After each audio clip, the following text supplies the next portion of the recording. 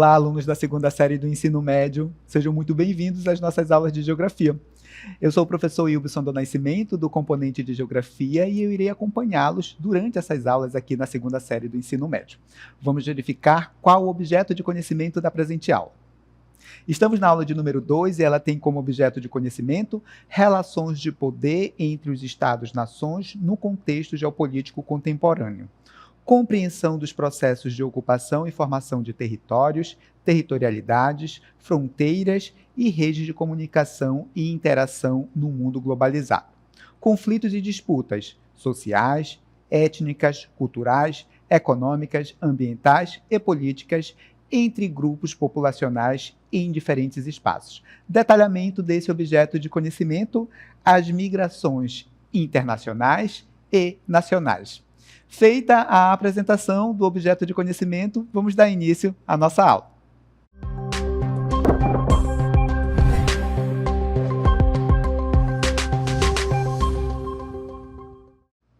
Bem, nesta aula nós vamos falar basicamente de migração, entendendo que migração nada mais é que o deslocamento das pessoas de um lugar em direção ao outro. Então, no decorrer dessa aula, nós vamos compreender um pouco sobre os principais conceitos que envolvem ali os fluxos migratórios, vamos falar também sobre os tipos de imigração que a gente tem, também vamos caracterizar um pouco sobre os fatores que motivam ali as pessoas a se deslocarem de seu país, por exemplo, para um outro país, certo?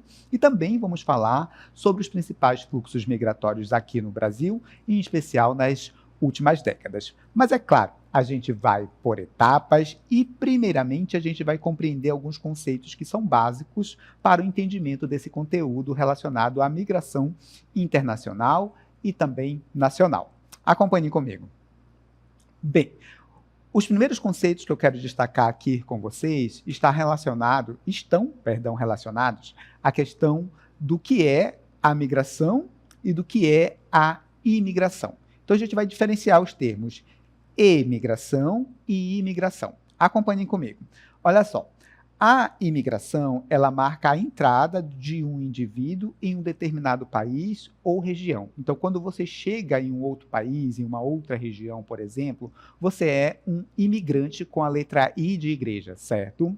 E em relação ao termo emigrante, ele faz alusão ao local de onde você partiu, a sua saída, tá?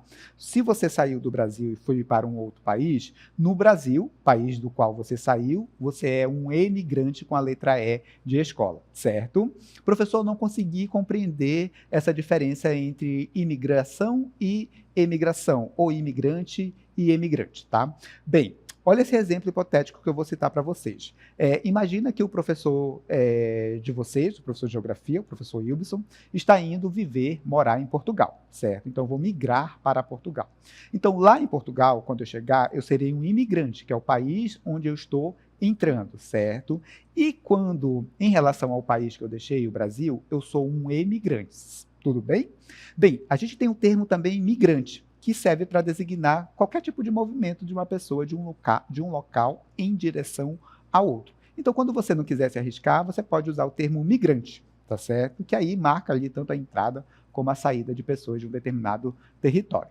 Também quero falar com vocês sobre a questão das migrações internas e as migrações externas, entendendo as migrações internas como sendo aquela migração que acontece dentro do território de um país. Um exemplo, você vive no estado do Amazonas e decide migrar para o estado de São Paulo. Esses dois estados estão dentro, obviamente, do território brasileiro, então esse tipo de migração é considerado uma migração interna, dentro do território brasileiro, que é o exemplo que eu estou citando. Então, toda vez que você se deslocar dentro de um mesmo país, a gente diz que essa migração ela é interna. Até aí, tudo bem? Nós temos também as migrações internacionais. E aí, essa migração ela vai acontecer quando você se desloca de um país em direção a outro. Saí aqui do Brasil, fui viver em Portugal, essa migração que eu estou fazendo, né, ela é internacional, porque eu estou me deslocando de um país em direção a outro. Bem, outra coisa que eu gostaria de destacar com vocês nesse momento é a questão da diferença entre o que é migração espontânea e o que é migração forçada. Destaco para vocês que a migração espontânea é quando o indivíduo ele vai para um outro lugar porque ele deseja ir, às vezes para buscar ali uma qualidade de vida melhor ou um emprego melhor, certo? Então é espontâneo, o indivíduo quer ir. Mas nós temos também a migração forçada, que é quando aquele indivíduo não deseja sair, mas por questões políticas, religiosas, culturais, étnico-raciais, ele acaba sendo forçado a deixar o seu país de origem, deixar o seu lugar, por exemplo, e ir em direção a um outro ponto. Essa migração que o indivíduo não quer sair do seu lugar, mas ele é forçado a fazer isso, nós chamamos de migração forçada. Bem, para esclarecer melhor essa diferença entre migração forçada e espontânea, eu tenho aqui uma convidada muito especial, a professora Adriana Cabral, que vai explicar essa diferença entre migração forçada e migração espontânea, analisando ali o contexto do século ali, do início do processo de colonização do nosso país. Acompanhe comigo o que a professora Adriana Cabral tem a nos falar e daqui a pouco a gente volta para fazer uma análise em cima da fala dela. Vamos lá! E hoje nós vamos conversar um pouco sobre dois tipos de imigrações. Uma delas é a migração espontânea e a outra é a migração forçada. Num período histórico mais recente, final do século XV e início do século XVI, a expansão comercial europeia e a conquista de territórios ultramarinos marcaram outro período de grande movimentação da população mundial. Essas migrações espontâneas que visavam ao povoamento de várias regiões do mundo conquistada pelos europeus. Olha só, dois exemplos clássicos, então, sobre esse tipo de migração espontânea.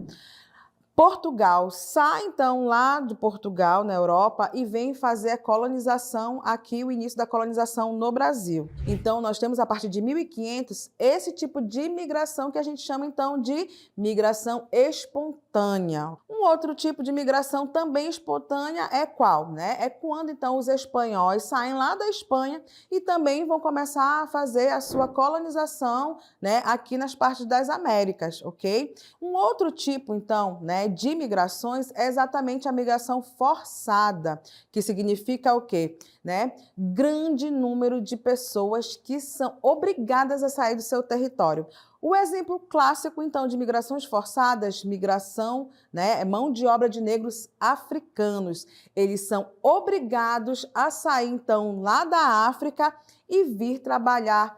Como eu falei para vocês aqui, a migração, então, dos portugueses no Brasil, essa mão de obra vem para trabalhar nos engenhos e, claro, ao mesmo tempo também, nós vamos ver que essa mão de obra vai trabalhar, por exemplo, lá no Haiti e no sul, então, aí dos Estados Unidos. Geralmente, essa mão de obra forçada vai trabalhar em grandes plantações. Então, nós vimos aí dois tipos, de migrações. A migração espontânea e a migração forçada. Professora Adriana, muito obrigado pela contribuição aqui com a nossa aula. Falou um pouco sobre migração espontânea e forçada, analisando a questão da vinda dos europeus e dos povos africanos que vieram arrastados para cá para serem escravizados. Ela relata ali que os europeus, espanhóis e portugueses, vieram para cá de forma espontânea. Eles queriam ali novas rotas comerciais, queriam novos produtos para serem comercializados, queriam metais preciosos e se lançaram ao mar durante a expansão marítimo-comercial em busca aí desses itens que eram importantes para a sua atividade econômica. Então essa migração, ela é espontânea, de espanhóis, de portugueses, por exemplo. E aí ela relata a questão dos povos africanos, das populações africanas que vieram para cá na condição de escravizados, E para vocês terem uma ideia de quanto essa migração deles foi forçada, eles eram capturados, esse é o termo mesmo, capturados, tá? Em suas comunidades, nas vilas e arrastados em direção ao nosso território, por exemplo, marcando ali um tipo de migração que é forçada, que vai contra ali a vontade do indivíduo. Tudo bem? Bem, agora que você já sabe ali o que é a migração espontânea, a migração forçada, a gente vai entender um pouco quais são ali os fatores que fazem com que as pessoas migrem de um lugar para o outro, favorecendo ali essas correntes migratórias. Acompanhe comigo. Bem, temos aqui algumas razões da migração, que são ali fatores de pressão, aqueles que vão obviamente expulsar as pessoas do seu local de origem, e os fatores também de atração, aqueles fatores que irão atrair as pessoas para um determinado lugar. Bem, nós temos fatores sociais e políticos, e entre esses fatores sociais e políticos, a gente pode citar a perseguição étnica, religiosa, racial, política ou cultural, que pode levar as pessoas a abandonarem o seu país e buscar um outro país para viver. Exemplo, eu tenho uma fé, eu tenho uma religião e não posso professar a minha fé. Então, eu sofro perseguição religiosa, eu vou sair daquele lugar e vou para um lugar onde eu possa professar a minha fé.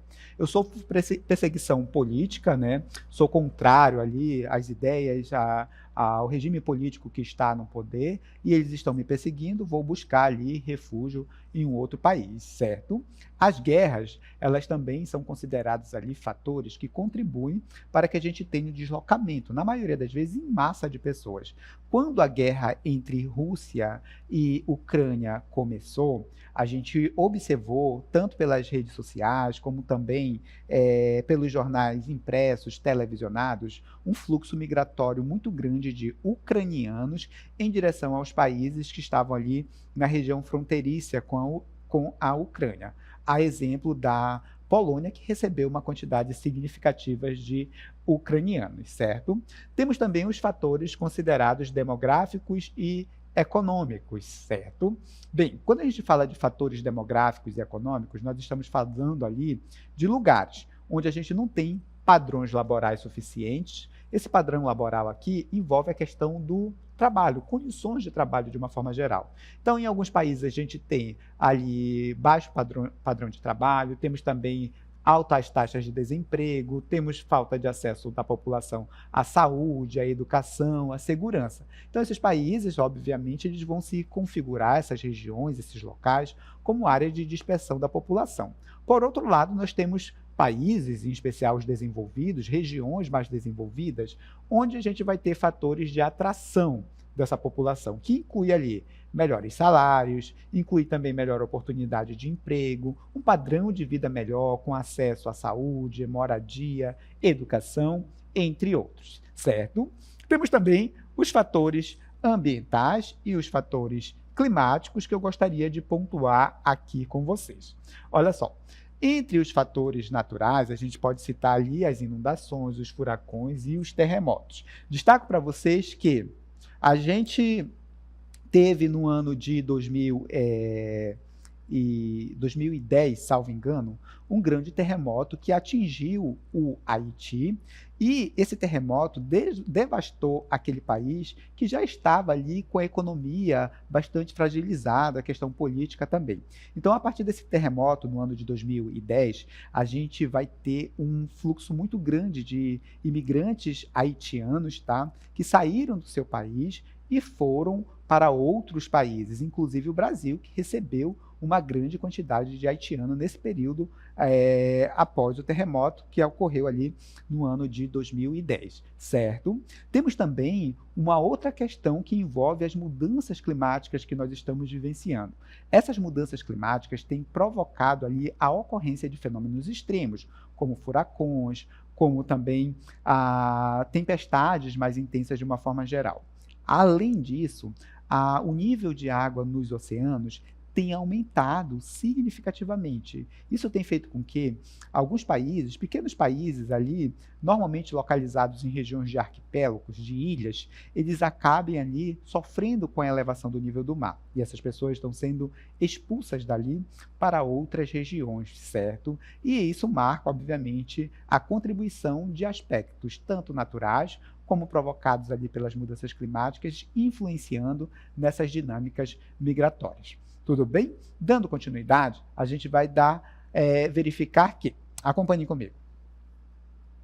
Bem, a gente tem também aqui os tipos de migração, certo? E eu gostaria de destacar para vocês quais são os principais tipos de migração que nós temos. Eu vou caracterizar cada tipo de migração e aí eu vou dar um exemplo para vocês.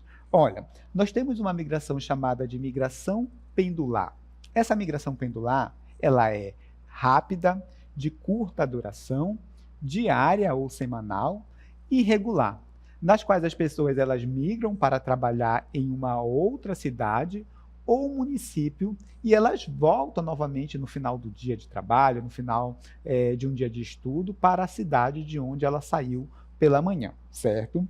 A migração pendular, ela recebe esse nome porque ela funciona como se fosse um pêndulo de um relógio, onde a pessoa se movimenta diariamente de um local em direção ao outro, tá? Daí o termo migração pendular. Professor, não consegui compreender o termo a partir do conceito que foi definido. Vou dar um exemplo para vocês. Nós temos uma cidade aqui, vizinha à cidade de Manaus, chamada de Iranduba. Então, eu conheço muitas pessoas que elas moram em Iranduba, tem uma casa lá, só que elas trabalham ou estudam aqui em Manaus. Então, o que acontece? Todo dia ela sai da sua casa de manhã, vai trabalhar ou estudar. No final do dia, no final das suas atividades, ela regressa novamente para Iranduba. Esse tipo de migração que você faz diariamente de Iranduba, por exemplo, para Manaus, é o que nós chamamos de migração pendular. Funciona como um pêndulo, indo e vindo todos os dias, certo? Dando continuidade, a gente vai destacar um outro tipo de migração. Acompanhe comigo. Nós temos também a migração de transumância ou sazonal. Essa migração, ela acontece normalmente em um determinado período, tá? Normalmente é um período de alguns meses. E isso ocorre em decorrência, em especial, de fatores naturais, tipo cheias e vazantes de rios. Então a pessoa sai de um lugar porque a água do rio subiu muito, e ela vai procurar um lugar para viver até a água do rio baixar. Secas também extremas, mais prolongadas, fazem com que as pessoas façam esse tipo de migração sazonal, certo? Bem, temos também a migração definitiva, que é quando o migrante ele deixa o lugar para viver, quando o migrante deixa o lugar, né, para viver permanentemente em outro lugar. Um exemplo, eu sou natural do estado do Pará. Então, eu migrei de forma definitiva para o estado do Amazonas, tá? Eu vim trabalhar, eu vim viver aqui, sem a pretensão de voltar, pelo menos a priori, tá? Então, essa aqui é uma migração que a gente chama de definitiva. Temos também a migração de retorno. Imaginem comigo, eu passei em outro concurso, por exemplo, e quero voltar a trabalhar no estado do Pará, a viver no estado do Pará. Eu, que sou natural de lá, vou sair aqui do Amazonas e vou voltar para o estado do Pará. Essa migração, onde eu volto para o meu estado de origem, ou para o meu país de origem, ou para a minha região de origem, a gente chama de migração de retorno. É o retorno da gente ao lugar de onde a gente nasceu ou viveu, por assim dizer, tá certo? Dando continuidade, eu gostaria de destacar para vocês um outro tipo de migração. Acompanhem comigo. Temos também a migração chamada de interregional, e a migração interregional, ela acontece entre regiões distintas, tá certo? Então, é o deslocamento, basicamente, de uma região em direção a outra. Então, toda vez que você vai se deslocar de um estado que está numa região e vai para outro estado em uma outra região, a gente tem uma migração interregional. Um exemplo, professor, eu sou aqui do Amazonas, que está na região norte, e decidi migrar para São Paulo, que está na região sudeste. Migração interregional. Temos também a migração intrarregional, que acontece basicamente dentro de uma mesma região. Eu saí aqui do Pará e vim para o estado do Amazonas, essa migração é intrarregional, porque aconteceu dentro da região norte. Temos também a migração intraurbana, que acontece quando você se desloca dentro dos limites de um mesmo município ou área urbana. A gente tem um bairro afastado, um pouco mais distante aqui do centro de Manaus, chamado Puraquequara. Então, quando a pessoa vem de Puraquequara para Manaus, por exemplo, e volta novamente, porque a sua casa é lá, a gente tem essa migração que nós chamamos de intraurbana. Deu para entender? Dando continuidade, eu gostaria de destacar também com vocês um outro tipo de migração. Acompanhem comigo. Bem, temos a migração chamada de êxodo rural, e quando a gente fala de êxodo rural, a gente está falando da saída da população do campo para viver nas cidades.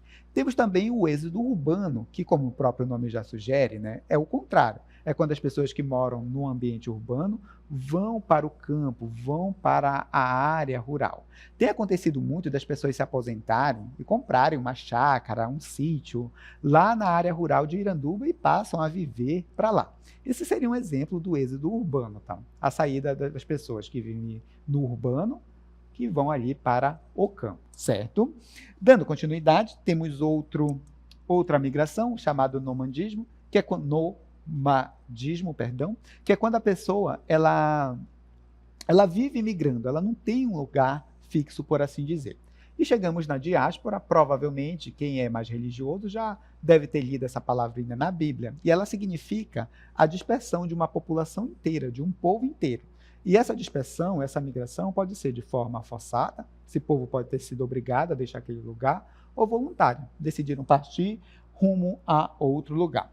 Chegamos à migração internacional, e aqui a migração internacional, basta você entender que é aquela migração que vai acontecer entre os países, certo? Toda vez que eu falar de migração internacional, eu estou falando da migração que acontece ali entre os países. E a gente vai compreender a partir desse momento quais são os principais países de origem desses imigrantes internacionais e também para onde vai, né, esse pessoal que faz essa migração internacional. Tenho aqui alguns gráficos para a gente analisar. Vamos lá. Bem, o primeiro gráfico, ele marca aqui para a gente a questão do destino, né, para onde vai a maior parte dos imigrantes internacionais. E aí a gente tem dois períodos para analisar, o período do ano 2000 e o período de 2020. Esse daqui é o de 2000, esse daqui é o de 2020. O que a gente observa aqui nesse gráfico? Que em 2000, a gente tem os Estados Unidos sendo o principal destino, né, dos imigrantes internacionais. Seguido ali da Rússia, Alemanha, Índia, França, Ucrânia, Canadá, Arábia Saudita, Reino Unido e Austrália.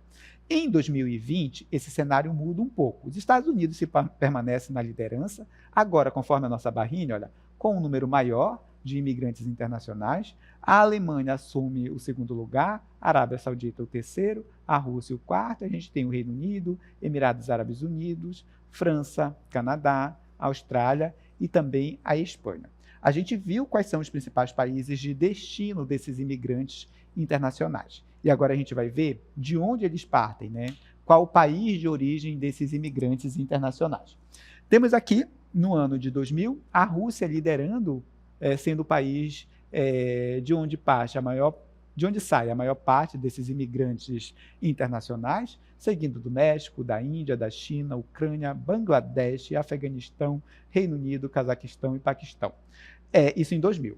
Em 2020, a gente observa que a Índia tomou a dianteira, né? É hoje o país de origem, né, da maior parte dos imigrantes, ou migrantes, como queiram, internacional, tá?